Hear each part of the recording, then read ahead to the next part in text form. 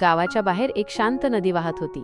लोक तिला फक्त पाण्याची धार समजत होते, पण त्या नदीच्या आत अनेक अनुभव आणि कहाण्या दडलेल्या होत्या.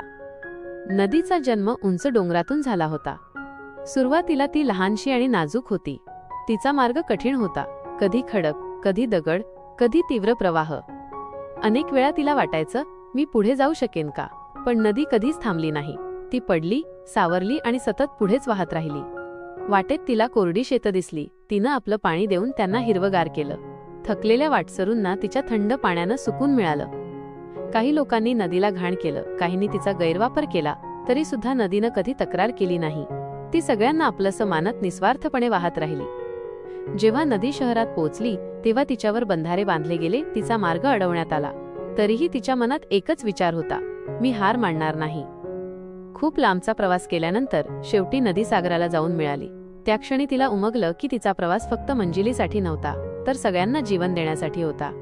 त्या दिवसापासून गावकरी म्हणू लागले, जीवन नदीसारखं असावं. अडथळे आले तरी वाहत राहावं. कठीण काळातही आपली स्वच्छता आणि चांगुलपणा जपावा.